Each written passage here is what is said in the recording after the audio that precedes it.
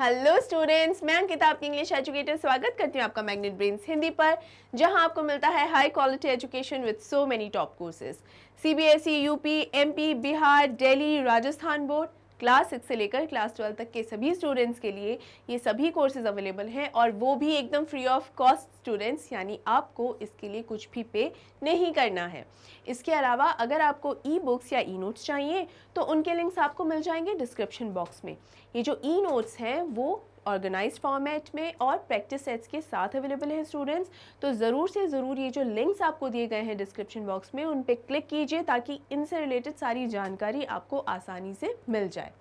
इस important information के बाद अब हम बढ़ते हैं हमारे आज के टॉपिक पे, जो कि होने वाली है समरी हमारे chapter we are not afraid of to die if we can all be together. Right students, तो चलिए जल्दी से हम इस चैप्टर को शुरुआत करते हैं। हम ऑलरेडी इस चैप्टर का एक्सप्लेनेशन जो है स्टूडेंट्स वो कवर कर चुके हैं, जिसमें मैंने आपको बहुत ही अच्छे से समझाया है, पूरी जो जर्नी है वो बताई है कि किस तरीके से एक 37 ईयर ओल्ड बिजनेसमैन जो है अपनी फैमिली को लेकर दुनिया का एक चक्कर काटने के लिए निकला था एक वॉयज के माध्यम से। वॉयज क्या? पानी की जो यात्रा होती है। राइट, इसे जो लिखा है स्टूडेंट्स दो लोगों ने मिलकर लिखा है, एक है गॉर्डन कुक और दूसरे हैं ईस्ट एलान। इन दोनों लोगों ने मिलकर इस स्टोरी को लिखा है। राइट, अब हम इसकी समरी भी देख लेते हैं। We are not afraid to die summary. The narrator and his wife plan a voyage around the world just like famous Captain James Cook. अब यहाँ पर जो ये कैप्टन जेम्स कुक जो है उन्होंने करीब 200 साल पहले स्टूडेंट्स 200 साल पहले कब? देखिए, इन्होंने जो है 1976 के अंदर ये प्लान किया था, ये हस्बैंड एंड वाइफ ने, इन दोनों ने प्लान किया था कि हम भी जेम्स कुक की तरह एक दुनिया का चक्कर काटेंगे। ये 1976 के 200 ईयर्स पहले की बात है कि जेम्स कुक वो व्यक्ति है जिसने दुनिया का चक्कर काटा था बोट के द्वारा, यानी पानी की यात्रा की थी। और ये बिल्कुल आसान नहीं होता है, बहुत मुश्किल होता है, क्योंकि पानी पर इंसान का उतना कंट्रोल नहीं होता जितना संभव है कि सड़क पर हो। राइट, जैसे पहाड़ों के अंदर, मैं आपको एक छोटा सा एग्जांपल देती हूँ। पहाड़ों में अगर कभी ड्राइविंग करे कोई तो वो ही जान सकता है कि हाईवे पे ड्राइव करना या यहाँ की रोड्स पर, जहाँ जो प्लेन्स होती है ना, जैसे शहर है तो वहाँ उनकी जो रोड्स होती है वहाँ पर ड्राइव करने में और किसी पहाड़ी एरिया में ड्राइव करने में बहुत फ़र्क है। वो फ़र्क सिर्फ इतना ही नहीं है कि पहाड़ में बहुत ऐसे घूमना पड़ता है, सिर्फ इतना सा ही डिफरेंस नहीं है। ना ही सिर्फ ये डिफरेंस है कि एक तरफ तो ऊंचा पहाड़ है और दूसरी तरफ गहरी खाई है। जी नहीं, जो और भी बहुत बड़ा और एक ख़तरनाक सा डिफरेंस है वो ये है स्टूडेंट्स कि जब स्नोफॉल होती है, बर्फ़बारी हो जाती है ना, तो जो सड़क है उस पर कई बार बर्फ़ जम जाती है और वो कई बार इतनी पतली परत होती है और कई बार परत भी नहीं होती, थोड़े बहुत टुकड़े होते हैं जिस पर हमें समझ नहीं आता कि वो रोड्स पर है भी कि नहीं। तो जो गाड़ी होती है वो बर्फ़ के जब ऊपर आती है तो स्लिप सी हो जाती है, स्किड कर जाती है, और चाहे हम ब्रेक लगाएं, और ऐसे में जब ब्रेक लगाते हैं ना तो फ्रिक्शन जो होता है उसकी वजह से और स्लिप करती हुई और गाड़ी से कंट्रोल, एकदम इंसान का कंट्रोल, जो ड्राइवर है उसका कंट्रोल हट जाता है और स्किड करती हुई सीधी खाई में चली जाती है या भिड़ जाती है। बहुत खतरनाक एक्सीडेंट्स हो जाते हैं। इसलिए कहा जाता है कि जो साधारण रोड्स हैं उस पर अगर आप बहुत शानदार ड्राइवर है, इसका ये मतलब नहीं कि पहाड़ों में भी ड्राइव कर पाएंगे। तो जब ज़मीन और ज़मीन में ही इतना अंतर है, तो यहाँ पर तो हम जहाज़ की और पानी की बात कर रहे हैं, तो उसमें तो बहुत ज़्यादा अंतर है। तो ये बिल्कुल भी आसान नहीं है। ये ब्रीफ मैंने आपको इसलिए दिया है ताकि ये ब्रीफ से समझ में आएगा कि कितना ज़रूरी है ये अंडरस्टैंड करना कि पानी की यात्रा कितनी टफ होती है। राइट स्टूडेंट्स, यहाँ बढ़ते हैं कि the narrator and his wife plan a voyage, एक वॉयज को प्लान किया कि दुनिया का चक्कर काटेंगे जैसे कैप्टन जेम्स कुक ने किया था। They have been preparing and perfecting their seafaring skills for the past 16 years. और पिछले 16 सालों से ये दोनों हस्बैंड वाइफ जो हैं अपनी जो सी फारिंग स्किल्स हैं उनको बेहतर करने में लगे हुए थे। सी फारिंग स्किल्स क्या होती है स्टूडेंट्स? जो पानी की यात्रा को लेकर जो स्किल्स होती हैं ना, जैसे पानी की यात्रा में क्या क्या चीज़ें सीखनी होती हैं, किन किन चीज़ों का ध्यान रखना होता है, क्या स्किल, जैसे स्विमिंग भी एक स्किल होती है वो भी आनी चाहिए, किस तरीके से जहाज़ को चलाना होता है, कैसी हवा चले तब किस दिशा मोड़ना चाहिए, ये सारी चीज़ें भी आनी चाहिए, ऐसा नहीं कि बस चप्पू ही चलाना है जी, नहीं, सिर्फ इतना सा नहीं होता है, ठीक है। तो ये सारी स्किल्स को परफेक्ट करने में लगे हुए थे 16 सालों से। They get a ship which is 23 meters long and weighs 30 tons wooden hull named Wave Walker. They test it in the rough weather for months. अब अपनी तैयारियों में और क्या क्या शामिल कर रखा था इन्होंने, खुद की तो तैयारी कर ही रहे थे, खुद की प्रैक्टिस ट्रेनिंग सब जारी थी। उसके अलावा उन्होंने एक शिप भी, उस शिप का नाम क्या है, वेव वॉकर, ठीक है स्टूडेंट्स। बुक में जो है इसको कुछ जगह शिप कह के बुलाया गया है और कुछ जगह बोट कहकर भी बुलाया गया है, तो कंफ्यूज ना होइएगा, ठीक है। नाम है इस शिप का या बोट का वेव वॉकर, ठीक है। और ये 23 मीटर लंबा है और ये 30 टन्स वुडन हल्ड है। वुडन हल्ड का मतलब क्या है, वुडन तो बेसिकली लकड़ी, हल होता है एक तरीके से परत, तो जो इसकी परत है, आउटर लेयर जो है इस जहाज़ की, वो वुडन की है, ये बेसिकली बताया गया है। They tested in the rough weather for months, और महीनों तक इस ये जो वेव वॉकर है या शिप है, इसकी महीनों तक एक टेस्टिंग सी चलती रही है कि भाई ये जब ख़राब वेदर होता है, जैसे मौसम जब ख़राब हो जाता है तो ख़राब मौसम को ही सह पाता है या नहीं सह पाता, राइट। जैसे कार्स की भी अपन टेस्टिंग करते रहते हैं ना, टेस्ट ड्राइव्स भी होती हैं, तो ये टेस्टिंग ही कर रहे हैं कि भाई ये सही है क्या। अगर कोई कमी है कि मान लीजिए बहुत तेज़ बारिश होने लग जाए या बहुत तेज़ हवा या तूफ़ान आ जाए, तो ऐसा तो नहीं कि उसके अंदर टूट जाएगा या बिखर जाएगा, ऐसा तो नहीं है। तो कितने ख़राब मौसम को झेलने की क्षमता है इसके अंदर, बेसिकली इस चीज़ की टेस्टिंग चल रही है, राइट स्टूडेंट्स। यहाँ तक आई होप समझ में आ गया। आगे देखते हैं।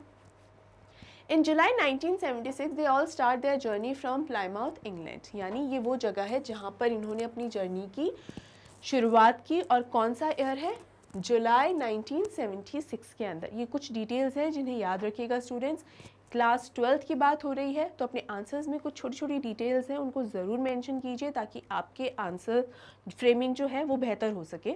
ये सिर्फ इंग्लिश को लेकर ही नहीं बता रही हूँ, बाकी सब्जेक्ट्स को लेकर भी बता रही हूँ कि जब आप अपना आंसर एक्सप्लेन कर रहे हो तो मेक श्योर कि छोटी छोटी डिटेल्स हैं वो उसके अंदर ध्यान रखेंगे, तो आंसर फ्रेमिंग और आंसर बहुत ही खूबसूरत लगता है और बेहतर लगता है, right. They sailed from Africa to Cape Town, which was quite a pleasant journey. Before heading east, the narrator hired 2 crewmen, Larry Vigil and Herb Segler. अब यहाँ पे स्टूडेंट्स अफ्रीका से केप टाउन गए वो, ठीक है, which was quite a pleasant journey. अब ये जर्नी जो थी ना वो तो काफ़ी अच्छी रही, आराम से हो गई, ना कोई तूफ़ान ज़्यादा आया, इतनी परेशानी भरी जो जर्नी थी नहीं थी वो। Before heading east, the narrator hired 2 crewmen, Larry Vigil and Herb Segler, to help them tackle one of the roughest sea, the Southern Indian Ocean. तो यहाँ स्टूडेंट्स अब ये लोग कहाँ जा रहे थे, रफेस्ट सी, ये जो सदर्न इंडियन ओशियन है, ये सबसे ज़्यादा मुश्किल भरा रास्ता, ये जो एरिया है ना, एरिया का मतलब है कि ये वाला जो इंडियन ओशन वाला समुद्री जोन जो ये आ गया है ना, सदर्न इंडियन ओशन वाला जोन, ये सबसे मुश्किल है पूरी दुनिया में। यहाँ इसे क्रॉस करना बिल्कुल आसान नहीं है, तो इसके लिए और मदद चाहिए तो क्रू मेंबर ज़्यादा चाहिए, तो 2 लोगों को हायर किया। किस किस को, एक तो लैरी विजिल को, दूसरा हर्ब सेगलर को। तो इसे आगे चल के लैरी और इसे हर्ब या हर्बी ये कहा जाएगा, राइट स्टूडेंट्स। तो मतलब क्रू मेंबर्स भी इन्होंने हायर कर लिए हैं कि भाई अब आगे आने वाला जो रास्ता है ना उसमें अब ज़रूरत पड़ेगी। आई होप स्टूडेंट्स यहाँ तक अच्छे से आपको क्लियर है। They encounter strong and alarming waves during the second day. By December 25, they all managed to reach 35,000 kilometers east of Cape Town. The family somehow manages to surpass the bad weather and celebrates Christmas. अब यहाँ हुआ क्या students, क्योंकि वो southern Indian ocean की तरफ जा रहे थे जो कि सबसे मुश्किल रास्ता होने वाला था, इसके लिए 2 लोगों को भी हायर कर लिया, किसे, लैरी और हर्ब को। अब यहाँ वो अच्छे से बोट चलाने के लिए तो उन्होंने सारे इंतज़ाम कर लिए, लेकिन मौसम क्या कंट्रोल में हो सकता है किसी के, नहीं ना। तो अब इसीलिए जो मौसम है, जिस तरीके का रूट टफ क्यों है, क्योंकि वहाँ बहुत ज़्यादा लहरें उठती हैं, बहुत ऊंची ऊंची लहरें उठती हैं, और मौसम का कोई भरोसा नहीं होता, कब घटाए छा जाएँ, कब बहुत ज़ोर से बारिश होने लग जाए। तो यही सब इनके सामने अब प्रॉब्लम्स आने लगी थी, राइट। देखिए, they encounter strong and alarming waves. यानी बहुत ही बड़ी और स्ट्रॉन्ग वेव्स जो हैं, ऊंची ऊंची लहरें जो हैं, उनसे उनका सामना अब होने लगा था। और जो दूसरे दिन जब वो पहुँचे तो बहुत तेज़ हवाएं चलने लग गई थी। 25 दिसंबर यानी क्रिसमस डे पर क्या हुआ था, किसी तरीके से वो करीब 35,000 किलोमीटर का सफ़र तय करते हुए किसी तरह केप टाउन तक तो पहुंच गए थे। The family somehow manages to surpass the bad weather. अब यहाँ पर जो भी बुरा या ख़राब मौसम था, किसी तरीके से उसे तो सरपास कर लिया था, मतलब उसे तो क्रॉस कर लिया था, और उन्होंने क्रिसमस जो है वो भी अच्छे से सेलिब्रेट कर लिया था। लेकिन अभी सिर्फ ये शुरुआत थी एक ख़राब वेदर की, और एक बहुत ही मुश्किल भरा सफ़र शुरुआत होने की। बस ये एक छोटा सा ट्रेलर था अगर कहा जाए तो, right. The weather changes for the worse and on January 2 the big waves hit them.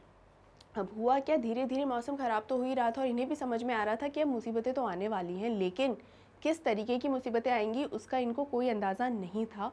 और 2 जनवरी यानी अब न्यू ईयर हो चुका है, तो न्यू ईयर पे इन बहुत ही बड़ी लहरों ने इनकी बोट को हिट किया। They try to slow the ship down by dropping a storm jib and hit a heavy mooring rope in a loop across a stern, but it does not help much. अब इन्होंने क्या किया, अपनी जो boat है उसको थोड़ा सा उसकी स्पीड कम करने की कोशिश करी। क्या होता है, इतनी तेज़ और इतने तेज़ तूफ़ान में जहाँ हवाएं इतनी तेज़ चल रही हों, उतने ही फोर्स से जो लहरें भी हैं वो भी उतने ही फोर्स से शिप को हिट कर रही हैं, थपेड़े मार रही हैं। तो यहाँ पर ज़रूरी है कि बोट की रफ़्तार थोड़ी सी धीमी कर ली जाए, वरना अगर बोट की रफ़्तार भी तेज़ रही, वेव्स तो तेज़ आ ही रही हैं, उसके तो प्रेशर से थपेड़े पड़ ही रहे हैं, तो बोट को ज़्यादा नुकसान हो सकता है और कई बार बहुत जल्दी क्रैक्स आने लगते हैं ऐसे में। तो इसलिए उन्होंने बोट की स्पीड को कम करने की सोची। और कैसे उन्होंने स्पीड को कम किया, जितने भी जैसे मोटे मोटे रस्से जो हैं उनको एकदम बांध दिया, पीछे एक जो खूंटे टाइप जो भी होता है, क्या होता है, जो भी बोट के पीछे हमेशा हुक्स होते हैं, जिन्हें खूंटे भी कहा जाते हैं, बड़े बड़े हुक्स होते हैं जहाँ बड़ी हैवी रस्सियाँ, जिन्हें रस्से भी कहा जाता है, उन रस्सों को उधर लपेट दिया ताकि वज़न हो जाए, और ज़ोर ज़ोर से वहाँ पर उसको लैश करने लगे यानी मारने लगे। तो मारने का बेसिकली रीज़न होता है एक हैवीनेस क्रिएट करने के लिए, ताकि किसी तरीके से जो बोट की रफ़्तार है वो कम हो जाए। लेकिन इतना फ़र्क नहीं पड़ रहा था, ये जो उनका तरीका है वो बहुत ज़्यादा काम में नहीं आया। They carry their life raft drill, attach lifelines, don life jackets and oilskins. अब इन्होंने क्या किया, एक्सप्लेनेशन के दौरान भी मैंने आपको अच्छे से समझाया था कि इन्होंने क्या करना शुरू कर दिया, लाइफ राफ्ट ड्रिल्स जो हैं वो करना शुरू कर दी। कि लाइफ राफ्ट ड्रिल का मतलब होता है कि हो सकता है कि बोट में के अंदर कुछ छोटी छोटी जो बोट्स या नाव और बंधी रहती हैं, कि जो मेन बोट है अगर वो किसी वजह से डूबने लगे या ख़राब हो जाए, और किसी भी इमरजेंसी की सिचुएशन में अगर उस बोट से उतरना है तो डायरेक्ट समंदर में तो उतर नहीं सकते हैं ना, तो ऐसे के अंदर जो दूसरी बोट जो इमरजेंसी में इस्तेमाल करने के लिए होती हैं, उन बोट्स का इस्तेमाल कर सके। लेकिन वो इतना आसान काम नहीं होता, उसकी प्रैक्टिस और ट्रेनिंग होती है। तो वो काम इन्होंने शुरुआत कर दी, पूरी लाइफ जैकेट्स भी पहन ली कि कभी भी ये जो बोट है दूसरी बोट को उतारना पड़ सकता है इस मेन बोट से और सबको बचकर निकलना पड़ सकता है। जो राफ्ट होती है वो एक तरीके की बोट ही होती है। अगर आपने कभी रिवर राफ्टिंग सुना है तो वो रिवर राफ्टिंग वही होती है, नदियों में जो राफ्ट में बैठ कर जाते हैं ना, एक तरीके से नाव में बैठ कर जाते हैं, राइट। उन्होंने अपनी लाइफ जैकेट्स भी पहन ली, ऑयल स्किन्स भी पहन लिया। अब ये ऑयल स्किन्स क्या होते हैं स्टूडेंट्स, हम कह सकते हैं कि या तो कैनवास मान लीजिए या इस तरीके का कपड़ा, थिक कपड़ा मान लीजिए जो ऑयल के अंदर डूबा हुआ हो, वो भी पहन लेते हैं, इस तरीके से लपेट लेते हैं एक तरीके से, ताकि पानी जो है तो उसमें हम डूबे नहीं, ऊपर तैरते ही रहे। जैसे आजकल तो ट्यूब्स भी आती हैं, बहुत बहुत बहुत सारी चीज़ें आ गई, तो प्लास्टिक क्या डूबता नहीं है, ऊपर तैरता सा रहता है। तो उसकी बात ही हो रही है कि वो सब जो तेल है यहाँ पे, ऑयल स्किन मतलब ऑयल में लगा हुआ जो कपड़ा है वो भी लपेट लिया ताकि डूबने से बचा जा सके। और क्या पहन लिया, लाइफ जैकेट्स भी पहन ली कि वो लोग डूबे नहीं।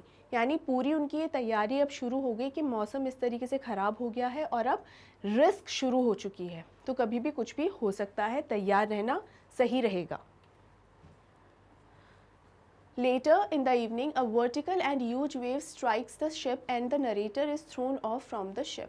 यहाँ क्या हुआ, उसी रात मतलब 2 जनवरी को ही रात को बहुत ही बड़ी और हैवी वेव, एक बहुत ही ऊंची और बड़ी लहर जो है शिप से टकराई उसकी वजह से शिप का पूरा बैलेंस इतना ज़बरदस्त ख़राब हुआ, और चूँकि पानी भी आ गया था तो पानी में कंट्रोल नहीं रहता खुद के ऊपर, तो वो पानी की वजह से जो नरेटर है वो इतना दूर जाके फेंका शिप से, और उसके सर पे भी इस समय चोट आई थी। ही एक्सेप्ट्स हिज अप्रोचिंग डेथ। इस समय नरेटर को ये लग रहा था कि उसकी अब वो नहीं बचेगा, उसकी डेथ हो ही जाएगी, क्योंकि वो पानी के अंदर इस समय में था और उसको समझ ही नहीं आ रहा था कि अब मैं क्या करूं। उसको थोड़ी देर के लिए वो एकदम शॉक में था कि ये हुआ ही क्या, और उसे ये लगा कि अब बस मैं मरने ही वाला हूँ। And starts losing consciousness. Consciousness का मतलब यहाँ है होश, तो यहाँ पर मतलब हुआ कि धीरे धीरे वो बेहोश होने लगा। When the ship is about to overturn, a huge wave hit again and turns it right back. अब यहाँ हो क्या रहा था, इस वेव के कारण ये जो लहर आई, इसकी वजह से शिप जो है पलटने लगी थी, एक लगभग टेढ़ी हो गई थी। इतनी ही देर में ऑपोजिट डायरेक्शन से एक और भी बड़ी और स्ट्रॉन्ग वेव आई, और बड़ी लहर आई।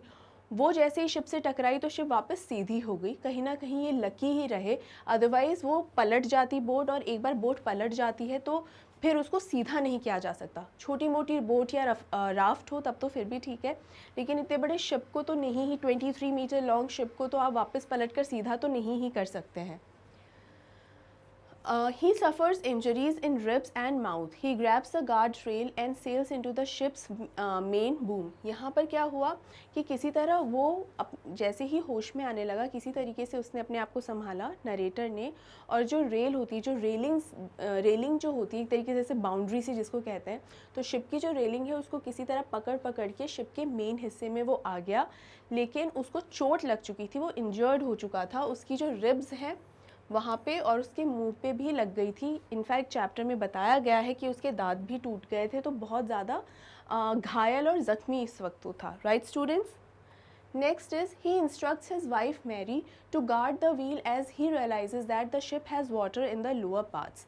अब यहाँ पर उसने अपनी वाइफ को, नरेटर ने अपनी जो वाइफ है मैरी, उसको कहा कि व्हील जो है, शिप का जो व्हील है उसको संभालो। अब जो कार की तरह तो चलती ही नहीं है शिप की, हाँ बस कार को जो ड्राइवर है बस वो अकेला चला लेगा, नहीं, शिप को चलाने के लिए मल्टीपल लोग भी लगते हैं। राइट? इसके अलावा यहाँ पर व्हील को नहीं संभाल सकता था ये नरेटर, क्योंकि उसको शिप के बाकी हिस्से भी चेक करके आने थे, अपने बच्चों को संभालना था। दोनों जो क्रू मैन हैं उनकी भी तो रिस्पॉन्सिबिलिटीज़ इस नरेटर पे ही थी। भले ही उसने उनको हायर किया था, लेकिन फिर भी जो हायरर होता है उस पर रिस्पॉन्सिबिलिटी होती है कि सब ठीक तो है ना। तो ये नरेटर सबको संभालने में यहाँ लगा हुआ था, तो व्हील जो है वो मैरी के ज़िम्मे छोड़ गया। और निचले हिस्से में, शिप के निचले हिस्से में चूंकि पानी भर गया था, तो इसे तुरंत जाके चेक करना था कि कहीं उसके बच्चे पानी की वजह से, मतलब उसमें कहीं डूब ना रहे हो, वो ठीक तो है ना। His crewman starts pumping out the water. और यहाँ पर जो क्रूमैन है, कौन कौन, लैरी और हर्ब, वो पानी को बाहर फेंक रहे थे। पंपिंग का मतलब यही होता है स्टूडेंट्स, हैंड पंप से या इलेक्ट्रिक पंप से, ये पंप्स यूज़ करके और पानी को जो है शिप से बाहर फेंक रहे थे। The narrator goes to his children's cabin and checks on them. His daughter Sue informs him about a bump on her head which he ignores because his major concern is to save the ship. अब यहाँ जाके जो है narrator नीचे check करता है cabin में, cabin मतलब रूम्स ही कह सकते हैं हम, कि जो निचला हिस्सा होता है किसी भी शिप का, यूजुअली उसमें रूम्स ही रूम्स होते हैं, सारे केबिन्स वहीं होते हैं। तो जो बच्चों का कमरा था वहाँ पर जाकर जब चेक किया कि वो ठीक तो है ना बच्चे, तो हाँ दोनों बच्चे ठीक तो थे, लेकिन उसकी जो बड़ी बेटी है जिसका नाम है सुजैन 7 साल की है, और जो बेटा है उसका नाम है जोनाथन जो कि 6 साल का है। तो जब चेक किया तो बच्चे वैसे तो ठीक थे, घबराए हुए भी नहीं थे, लेकिन सू जो है, सुजैन को प्यार से सू कहते हैं, तो सू जो है उसके सर पर लगी हुई थी। और बम्प का मतलब है कि हल्का सा स्वेलिंग आ जाना, उठाव सा आ जाना, जैसे चोट लग जाती है तो कई बार सूज जाता है ना, तो सूजन आ चुकी थी उसके सर पे। लेकिन जो नरेटर है, हालांकि उसको चिंता थी, अपने बच्चे की फिक्र तो है, लेकिन इस समय उसके लिए जो बड़ा चिंता का विषय है वो किसी तरीके से इस शिप को बचाना है ताकि इन सभी लोगों की जान बच सके। तो उसने उस चोट को उस समय के लिए इग्नोर कर दिया। The narrator does waterproofing on the gaping holes. This makes water to deviate on the right side. अब यहाँ पर क्या किया नरेटर ने, कुछ सामान से जो भी इमरजेंसी इक्विपमेंट्स होते हैं उनका इस्तेमाल करते हुए, मतलब जितना भी जहाँ जहाँ छेद हो गए थे, ठीक है, वहाँ वाटर प्रूफिंग कर दी। वाटर प्रूफिंग मतलब जहाँ जहाँ छेद हो गए थे शिप में, जहाँ से पानी अंदर आ रहा था, वहाँ पर कहीं कैनवास लगा लगा के वहाँ पर कीलें ठोक दी ताकि पानी अंदर ना आ सके। और उसने काम भी किया, क्योंकि जब पानी उस कैनवास से टकरा रहा था तो अंदर आने की बजाय उसे टकरा कर वापस पलट जा रहा था, राइट। कैनवास क्या होता है स्टूडेंट्स? एक थिक कपड़े जैसा होता है जो वो ट्रांसपेरेंट, जिससे पानी आर पार नहीं आ जा सकता, right. The hand pump gets blocked due to debris and electric pump gets short circuited. However, he later finds a spare electric pump and connects it to drain the water. अब हुआ क्या, इतना पानी जहाज़ में आ रहा था, तो पानी के साथ पानी का जो कचरा है वो भी जहाज़ के अंदर आ गया था। अब जो हैंड पंप या इलेक्ट्रिक पंप जिसको इस्तेमाल कर रहे थे पानी बाहर फेंकने के लिए, हुआ क्या, वो जो जितना भी कचरा था हैंड पंप के अंदर फंस गया, तो उसकी वजह से वो पंप जो है ब्लॉक हो गया, तो वो काम करना बंद कर गया और बहुत बुरी तरह फंस गया। इस वजह से वो काम करना बंद कर दिया, तो वो ख़राब हो गए हैंड पंप्स। और जो इलेक्ट्रिक पंप था उसमें शॉर्ट सर्किट हो गया, तो जितने भी पंप्स इनके पास थे वो ख़राब हो गए। बट अचानक से फिर नरेटर को ये याद आया कि उनके पास स्पेयर में भी पंप्स रखे हुए हैं। स्पेयर का मतलब होता है स्टूडेंट्स एक्स्ट्रा में भी रखे हुए हैं, कि अगर इमरजेंसी सिचुएशन आ जाए तो हमारे पास एक बैकअप प्लान भी होना चाहिए, कि चलो हमारे पास जो सामान था, मान लो अगर किसी वजह से ख़राब हो गया तो चलो इमरजेंसी के लिए फिर ये काम आ जाए। इसमें स्टूडेंट्स जैसे यहाँ पर अचानक से याद आया था नरेटर को, ऐसा नहीं वो पहले से ही तैयार था। क्या होता है जब ऐसी इमरजेंसी सिचुएशन आती है ना, तो थोड़े से हम बौखला जाते हैं, हड़बड़ा जाते हैं। और ये कोई छोटी मोटी चीज़ नहीं थी, यहाँ पर लाइफ और डेथ की बात थी। यानी अगर थोड़ी सी भी चूक हो जाए ना तो इंसान की डेथ हो सकती है। वो और यहाँ पर तो सिर्फ साथ में काम करने वाले लोग नहीं, पूरा का पूरा एक परिवार है जिन्हें एक दूसरे की चिंता है, फ़िक्र है, इमोशनल अटैचमेंट है। तो ये कहीं ना कहीं दिमाग पर बहुत प्रेशर क्रिएट कर देता है। इस वजह से भी जो नरेटर है काफ़ी घबरा भी गया था कि कहीं मैं अपने परिवार के किसी सदस्य को खो ना दूँ। उसे खुद की चिंता नहीं थी, खुद को जो भी हो जाए चलेगा, लेकिन मेरी फैमिली को कुछ नहीं होना चाहिए। इसकी वजह से बहुत सारी चीज़ें उसको थोड़ी देर बाद याद आई, जो उसी वक्त याद आनी चाहिए थी, थोड़ी देर बाद याद आई। ये चीज़ यहाँ पर मैं आपको इसलिए बता रही हूँ क्योंकि इस तरीके का एक क्वेश्चन बन भी सकता है कि क्यों नरेटर को थोड़ी देर बाद में कभी याद आया था कि उनके पास एक स्पेयर पंप भी रखा हुआ है, राइट। तो आप ऐसे सिचुएशन में ये आंसर, इस तरीके की जब क्वेश्चंस अगर आए तो ये आंसर लिख सकते हैं कि वो अंडर मेंटल प्रेशर था कि कहीं उसकी फैमिली मेम्बर्स को कुछ हो ना जाए।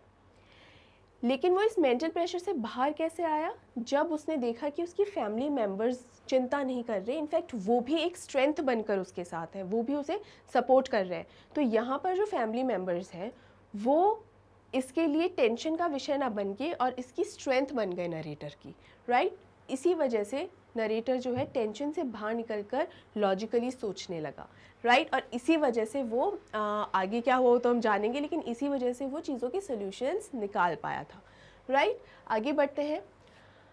They all keep pumping the water all night long. Their Mayday calls are not answered as they are in the remotest corner of the world. अब यहाँ पर वो पूरी रात क्या है, जहाज़ में जो पानी जितना भी भर गया था उस पानी को बाहर निकालने में लगे हुए थे, पूरी रात यही काम करते रहे। अगर नहीं करते तो हो सकता था जहाज़ डूब ही जाए पूरा पानी में।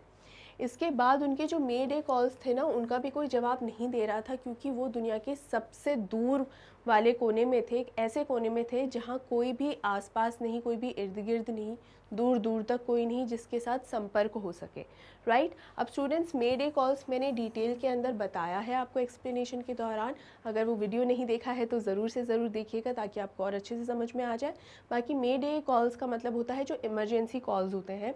मे डे ये एक ऐसा वर्ड है कि जब भी इमरजेंसी में हम फंस जाते हैं, कहाँ कहाँ, या तो शिप का इशू हो या फ्लाइट में भी, जैसे एरोप्लेन जो होते हैं वहाँ पर भी कोई इमरजेंसी सिचुएशंस अगर होती है, किसी वजह से क्रैश हो रहे हैं, तो जब भी रेडियो पर बोलते हैं तो जो अगर कहीं कनेक्ट हो जाए तो यही बोलते हैं कि मे डे। इसका मतलब इमरजेंसी है, तुरंत हेल्प भेजिए, इसका मतलब ही यही होता है, राइट। लेकिन इनके आसपास कोई था ही नहीं, दूर दूर तक इनफैक्ट कोई नहीं था, ये एक ऐसी जगह पर थे तो इनको जवाब भी नहीं मिल पा रहा था, right students. Sue, on the other hand, has now a swollen black eye and a deep cut in her arm. On being asked by her father about her injuries, she tells him she didn't want him to worry as he was trying to save them. ये जो sentence, ये जो first 4 lines हैं students, ये पहला कारण है कि क्यों अपनी मानसिक स्थिति से वो जूझ पाया नरेटर। किस तरीके से वो जो पहले टेंशन में था, अब टेंशन से बाहर निकल कर एक स्ट्रॉन्ग व्यक्तित्व उसका और निखर गया अच्छे से। पहले भी वो स्ट्रॉन्ग था, ऐसा नहीं कि स्ट्रॉन्ग नहीं था, वीक था, ऐसा नहीं, लेकिन इतनी बड़ी मुसीबत को देखकर सबसे पहले एक पिता के दिमाग में ये आता है कि उसके बच्चों का अब क्या होगा, कहीं उसके बच्चों को कुछ हो गया तो अपने आप को कोसने लग जाएगा कि मैं क्यों लेकर आया उन्हें इस वॉयज के ऊपर, है ना। लेकिन यहाँ पर जब उसने अपनी बेटी को ये शब्द कहते हुए सुना तो उसमें एक हिम्मत आ गई। क्या कहा उसकी बेटी ने? एक्चुअली उसकी बेटी का जो सर है वो बहुत सूज गया था, आंखें भी सूज गई थी चोट की वजह से। उसके लेफ़्ट बाजू के ऊपर भी, जो बाहिनी बाजू है, उस पर भी चोट का निशान था। चोट लग गई थी बुरी तरह, वो घायल हो रखी थी, थकान भी थी, ढंग से खाया भी नहीं था, लेकिन फिर भी उसका यही कहना था कि इस वक्त ज़्यादा ज़रूरी मेरी तरफ ध्यान देना नहीं है, इस वक्त ज़्यादा ज़रूरी चीज़ ये है कि हम इस शिप को, इस मुसीबत से बाहर निकलें, शिप को बचाएं ताकि हम सब लोग इस मुसीबत से बाहर निकल सकें। ये जब उसने 7 साल की बच्ची के मुंह से जब ये सुना तो उसके अंदर, नरेटर के अंदर और भी हिम्मत आ गई। After 15 hours the situation gets under control. अब 15 घंटों के बाद थोड़ी सी स्थिति कंट्रोल में आई, थोड़ा सा मौसम स्टेबल हुआ। The water levels are controlled but the leaks were still there below the water line. अब यहाँ पर क्या हुआ कि स्थिति तो कंट्रोल में आ गई, लेकिन अभी भी कुछ जहाज़ में कुछ ऐसी जगह छेद हो गए थे जहाँ से पानी जो है जहाज़ के अंदर घुस रहा था, और वो ऐसी जगह से घुस रहे थे जहाँ पर इलाज नहीं किया जा सकता, वो उन्हें रोका बंद नहीं किया जा सकता क्योंकि वो हिस्सा ऑलरेडी पानी में डूबा हुआ हिस्सा है। तो इसका मतलब मुसीबत नहीं टली थी, बाकी हाँ, सिचुएशन या स्थिति थोड़ी सी कंट्रोल में आ गई थी। The ship is in bad shape now. It is not in a condition to reach Australia, and so they decide to reach the nearest island, Amsterdam, a French scientific base. अब यहाँ पर जो स्थिति हो गई थी उस बोट की, वो इतनी ख़राब हालत हो गई थी कि ये तो समझ में आ गया था कि ऑस्ट्रेलिया तो पहुँचना असंभव ही है। इसलिए उन्होंने क्या अंदाज़ा लगाया, उन्होंने अपने मैप्स वगैरह देखे, डिग्रीज़ वगैरह कुछ कैलकुलेट किया और अंदाज़ा लगाया कि उनके सबसे पास कौन सी जगह है। इलाय एम्स्टरडैम या आयल एम्स्टरडैम भी कहा जाता है, but ile Amsterdam is the much appropriate pronunciation for this. ये एक फ्रेंच साइंटिफिक बेस है और यहाँ पे इलाय एम्स्टरडैम बेसिकली एक आइलैंड है, ठीक है, एम्स्टरडैम का एक आइलैंड है कि वहाँ पहुँचना ज़रूर संभव है, तो वहाँ पहुँचने की कोशिश करते हैं। As their supporting engines were also damaged, the chances of the ship to reach the destination are low. अब यहाँ पर क्या उन्होंने सोचा कि ऑस्ट्रेलिया तो असंभव है, एम्स्टरडैम आइलैंड का ट्राई करते हैं, लेकिन उनके जो सपोर्टिंग इंजन्स थे ना बोट के, वो भी डैमेज हो गए थे। तो मतलब बोट की हालत इतनी ख़राब हो गई थी कि उनको, और इतना डैमेज हो चुका था कि ये लग रहा था कि यहाँ तक पहुँचना भी तो बहुत ही मुश्किल है, चांसेस बहुत ही कम है कि शायद वो वहाँ तक नहीं ही पहुँच पाए, और वहाँ पहुँचने से पहले ही हो सकता है कि या तो ये शिप टूट ही जाएगा या डूब जाएगा। After pumping the water out continuously for 36 hours, they took a sigh of relief. Only a few centimeters of water was left to be pumped out of the boat. अब यहाँ पर क्या हुआ, यहाँ ये हुआ कि 36 घंटे लगातार उन्होंने अपनी बोट में से पानी निकाल रहे थे, लगातार, बहुत ही कम पानी ही अब बचा हुआ था, लगभग सारा पानी वो बाहर निकाल कर फेंक चुके थे, कुछ सेंटीमीटर्स ही बचे थे, they hoisted the storm jib as the main mast was destroyed. अब होइस्टेड मतलब लहराना, जैसे झंडा लहराते हैं तो होइस्टिंग द फ्लैग होइस्टिंग बोल सकते हैं। तो यहाँ पर इन्होंने जो स्टॉर्म जिब है उसको लहरा दिया, एक तरीके से वो जो कपड़ा होता है डायरेक्शन देता है, समथिंग लाइक दिस। ये जो है बेसिकली ये मेन मास्ट होता है, बेसिकली इसी तरीके का एक छोटा रूप और होता है जिसे जिब कहा जाता है, वो भी दिशा देने के लिए, रफ्तार देने के लिए होता है बोट को, राइट। और मेन मास्ट जो मैंने ड्रॉ किया है वो मेन मास्ट होता है, तो वो तो डिस्ट्रॉय हो चुका था, तो अब बचा क्या, jib, right. They ate their first meal in 2 days, some corn beef and crackers. अब यहाँ पर 36 घंटों से तो लगातार पानी ही बाहर निकाल रहे थे। 2 दिन के बाद लगभग 2 दिन तक उन्होंने कुछ नहीं खाया था, जीने के लिए ही जूझ रहे थे लगातार। अब यहाँ हुआ ये कि उसके बाद उन्होंने अपना पहला खाना 2 दिन बाद खाया, और क्या खाया, कुछ कॉर्न बीफ और कुछ क्रैकर्स जो भी थे वो खाए। The weather soon started changing and again the black clouds took over by the morning of January 5. अब यहाँ क्या हुआ, कुछ समय की उनको राहत मिली, लेकिन थोड़ी ही देर बाद फिर से मौसम ख़राब होने लगा, फिर से घटाएं छा गई, राइट, फिर से बादल से छाने लगे। अब यहाँ देखिए, उनको साई ऑफ रिलीफ का मतलब यही होता है राहत भरी सांस। तो राहत भरी सांस भी उनके लिए बहुत ही कुछ लम्हों की ही थी। फिर से मौसम ख़राब होने लगा, घटाएं छाने लगी, सब काला काला छा गया। His son Jonathan told him that he didn't fear death as long as they were all together.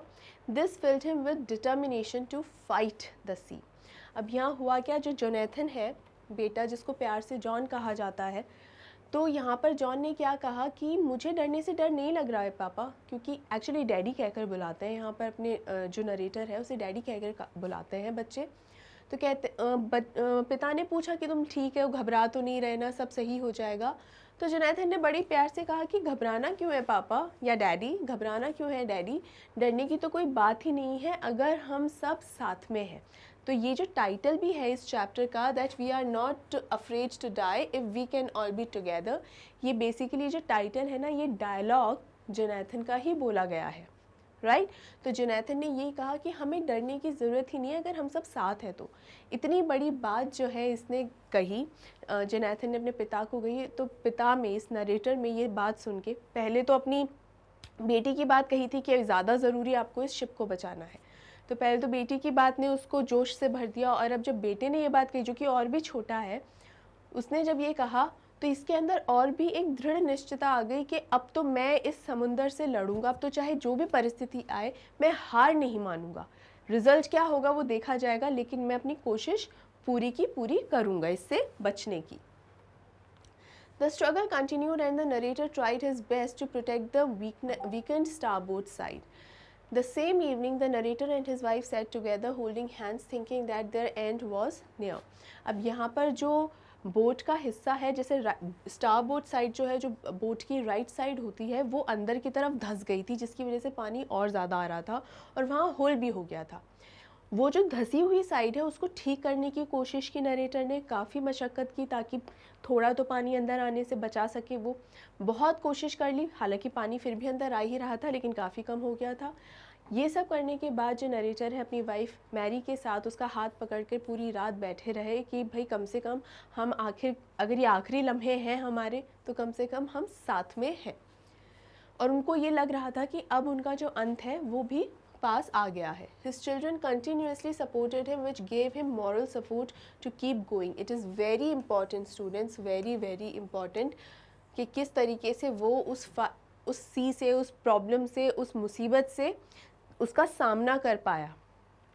इसके लिए ये भी लाइन बहुत हेल्पफुल हो सकती है कि उसके जो बच्चे हैं, ख़ास तौर पे मैरी तो हेल्प कर ही रही थी, लेकिन उसके बच्चों ने उससे जो बातें कही थी उसने उसको डिटर्मिनेशन से भर दिया था, और उसने ही लगातार उसके शब्दों ने ही उसे अंदरूनी सपोर्ट एक ऐसा दिया था जिसने बहुत ज़्यादा उसे हेल्प करी थी, और वो उसने हार नहीं मानी आखिर तक। नरेटर ने ये चीज़, उसके बच्चे के जो शब्द थे ना, सबसे ज़्यादा सपोर्ट उन्हीं शब्दों से मिला था इस नरेटर को, right students. The wave walkers sailed through the storm and made it. The narrator then calculated their exact position by working on the wind speed.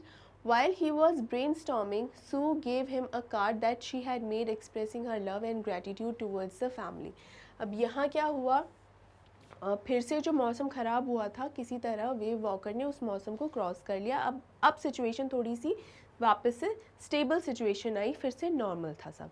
अब ऐसे में, लेकिन वो जा रहे थे, वो तो डायरेक्शन ही नहीं था ना कोई, वो तो बस चले जा रहे थे उस ओशन में। तो अब उनको जो एम्स्टर्डम आइलैंड पे वो जाना चाह रहे थे, एला एम्स्टर्डम, उसका दिशा तो पता करनी थी, क्योंकि मौसम ख़राब होने की वजह से दिशा तो एकदम उल्ट पुल्ट सी हो गई थी। तो उससे वो कैलकुलेट कर रहा था, किसी तरीके से कैलकुलेट करने की कोशिश कर रहा था कि किस तरीके से, जिस डिवाइस से कैलकुलेट कर रहा था स्टूडेंट्स, उस डिवाइस का नाम है सेक्सटेंट, जो कि आपके चैप्टर के अंदर जो शब्द दिया हुआ भी है डिवाइस, राइट। कैलकुलेट करने की कोशिश कर रहा था, सब कैलकुलेशंस कर रहा था। ब्रेनस्टॉर्मिंग का मतलब ये पूरा दिमाग लगा रखा था कि कैसे कहाँ क्या करें। तो उस टाइम पे तो नेविगेशन सिस्टम तो जो जीपीएस सिस्टम वैसा तो कुछ था नहीं इतना ज़्यादा एडवांस्ड। तो जितनी भी डिग्रीज और चार्ट्स और ये सब कैलकुलेट करके ही, और जो डिवाइसेस होती हैं अलग अलग, उन डिवाइसेस से सब कैलकुलेट करके ही खुद की पोजीशन समझी जा सकती है और किस दिशा में जाना है वो समझा जा सकता है। अब इसके पास एक कंपास जो था वो ख़राब वाला कंपास था, जो सही कंपास है वो तो पानी की इथल पुथल में खो गया था कहीं। तो जो कंपास अवेलेबल था वो थोड़ा सा ख़राब मैग्नेटिक फील्ड का था, बिल्कुल एक्यूरेट आंसर नहीं देता था। फिर भी वो उस पर लगा हुआ था कि किसी तरीके से कुछ सही सोल्यूशन आ जाए। जब ऐसा हुआ तभी सू आई। सू कौन? सुजैन। सू आई और वो बहुत ही प्यारा एक कार्ड, ग्रीटिंग कार्ड जो होता है वो कार्ड लेकर आई और उसने and she gave it to her father. Narrator को उसने वो कार्ड दिया। तो एक तरीके से वो क्या बताना चाह रही थी, अपना प्यार और एक आभार व्यक्त करना जिसे कहते हैं कि आप हमारे लिए बहुत ख़ास हो पापा और हम आपसे बहुत प्यार करते हैं। तो ये एक्सप्रेस करने के लिए उसने ये कार्ड बनाया। He instructed Larry to steer the course of 185 degrees. He said that if they were lucky, they would hope to find an island by 5 p.m. अब यहाँ क्या हुआ, फिर से जो नरेटर है वो थोड़ा सा इमोशनल हो गया कि उसके बच्चे उससे कितना प्यार करते हैं, और फिर से डिटरमिन्ड हो गया कि मैं अपनी फैमिली को ज़रूर से ज़रूर बचाऊँगा। तो उसने जैसे ही कैलकुलेट करके जो भी रिज़ल्ट निकाला, उसने लैरी से कहा कि 185 डिग्रीज़ की दिशा के अंदर ये शिप मोड़ दो और उस दिशा में चलो। He said that if they were lucky, और उन्होंने कहा कि अगर उनकी किस्मत अच्छी रही तो शाम को 5 बजे के करीब वो जिस आइलैंड की दिशा में जा रहे हैं उस आइलैंड तक पहुंच जाएंगे। किस आइलैंड की दिशा में जा रहे हैं? आइल Amsterdam. He dozed off and suddenly got up around 6 p.m. He believed that they didn't make it and was disappointed. अब 5 बजे तक का समय था तो वो क्या, उसने सोचा थोड़ा रेस्ट कर लेता हूँ इस समय, क्योंकि इतना थके हुए थे, घायल थे, तो समझ ही नहीं आ रहा था क्या करें। तो थोड़ी देर रेस्ट करने की सोची, लेकिन उसकी आंख लग गई और गहरी आंख लग गई। तो जहाँ उसे 5 बजे से पहले जगना था वो करीब 6 बजे तक जगा, और यहाँ उसको यकीन था कि जिस आइलैंड की उम्मीद वो कर रहा था कि उस आइलैंड तक पहुँच जाएंगे, वो आइलैंड ज़रूर निकल चुका होगा।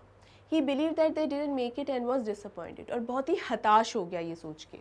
His son came and informed him about how they reached the Amsterdam island and he called him best daddy and best captain. अब यहाँ पर वो जब ये इतना ज़्यादा हताश था, तभी जो जोनाथन है वो भागता भागता आया और गले से लगा लिया अपने पापा को और कहता है, daddy daddy you are the best in the world, कि आप इस दुनिया के सबसे अच्छे पिता हैं और दुनिया के सबसे अच्छे कप्तान भी हैं। बेस्ट कैप्टन, सबसे अच्छे कप्तान भी हैं। कप्तान कौन या कैप्टन कौन? शिप जो चला रहा है, बेसिकली जो leader of the ship, captain of the ship, right. तो यहाँ पर ये बेस्ट क्यों कहा? क्योंकि वो एक्चुअल में बिल्कुल सही था कि वो आइल एम्स्टरडैम के सामने पहुँच गया। अब जो कैलकुलेट किया था ना, वो तो उस कंपास के अकॉर्डिंग करा था कैलकुलेट इस नरेटर ने। तो 5 बजे अगर सही कंपास होता तो शायद वो एकदम एग्जैक्ट 6 बजे वाला टाइम ही एक्यूरेट निकाल पाता। तो इसको ये लगा कि शायद वो क्रॉस कर चुके हैं, लेकिन क्रॉस नहीं किया था, बिल्कुल सही समय पर वो वहाँ पहुँचे थे। और इतना सही निर्णय ये हुआ 185 डिग्री पे जो दिशा मुड़वा दी थी शिप की। तो इसका मतलब है कि इसका जो डिसीजन था नरेटर का बिल्कुल सही था। They reached the island with little struggle and with the help of inhabitants. The whole team, the family and crew members never stopped trying. Their struggle and hard work finally saved them. अब यहाँ क्या हुआ कि वो किसी ना किसी तरह आइलैंड तक पहुँचे उसमें, क्योंकि वो ऑल्दो बिल्कुल सामने था वो आइलैंड, लेकिन फिर भी उन्हें डर लग रहा था कि कहीं अब ना डूब जाए, तब ना डूब जाए। क्योंकि अभी भी डर ही लग रहा था उनको, थोड़ा डगमग डगमग ही हो रहा था, क्योंकि वो बोट जो है तो डर ही लग रहा था। लेकिन जहाँ वहाँ के जितने भी कुछ लोग जो रहते हैं उस आइलैंड पे, उनकी सहायता से वो उस बोट से उतरे। The whole team, the family and 2 crew member never stopped trying.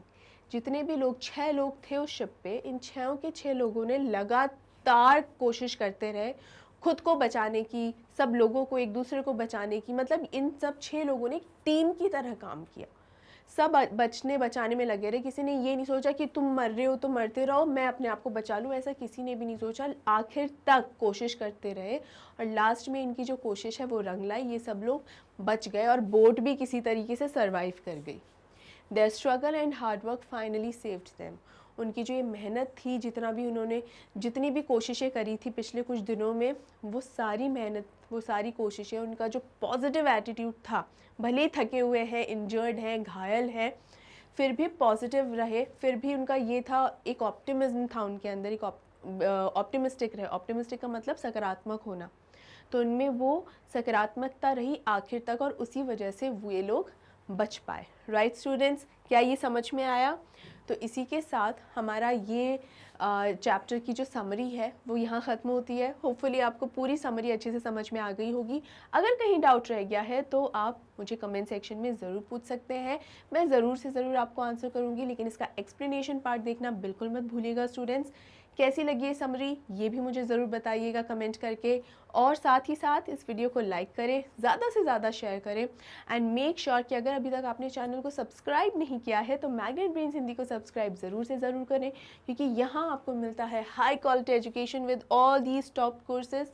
Class 6 से क्लास 12 तक के स्टूडेंट्स के लिए सभी कोर्सेज अवेलेबल है, वो भी एकदम फ्री ऑफ कॉस्ट, मतलब इनके लिए आपको कुछ भी पे करने की ज़रूरत नहीं है स्टूडेंट्स। इसके अलावा अगर आपको ई नोट्स या ई बुक्स चाहिए तो उनके लिए लिंक्स दिए गए हैं आपको डिस्क्रिप्शन बॉक्स में। ये जो ई नोट्स है वो एकदम ऑर्गेनाइज्ड फॉर्मेट में बहुत सारे प्रैक्टिस सेट्स के साथ अवेलेबल है। इनकी ज़्यादा जानकारी जानने के लिए आप इन लिंक्स पर क्लिक करें जो कि आपको डिस्क्रिप्शन बॉक्स में मिल जाएंगे। जैसे ही लिंक्स पर क्लिक करेंगे पूरी इन्फॉर्मेशन आपके सामने आ जाएगी। राइट स्टूडेंट्स, इसके बाद अगर चैनल से जुड़ी हुई लेटेस्ट अपडेट्स आप चाहते हैं तो हमें फॉलो करें इंस्टाग्राम, टेलीग्राम, फेसबुक और ट्विटर पर। आखिर में स्टूडेंट्स फिर से याद दिला दूं, वीडियो को लाइक ज़रूर करें, ज़्यादा से ज़्यादा शेयर करें, कमेंट सेक्शन में कमेंट करके मुझे बताना ना भूलें कि वीडियो कैसी लगी और कहीं कोई डाउट रहा है क्या। मैं डेफिनेटली आपके डाउट्स को क्लियर करूंगी। और सबसे ज़्यादा ख़ास बात, अपना ध्यान ज़रूर से ज़रूर रखिए। मिलते हैं अगले वीडियो में। Bye bye students, take care.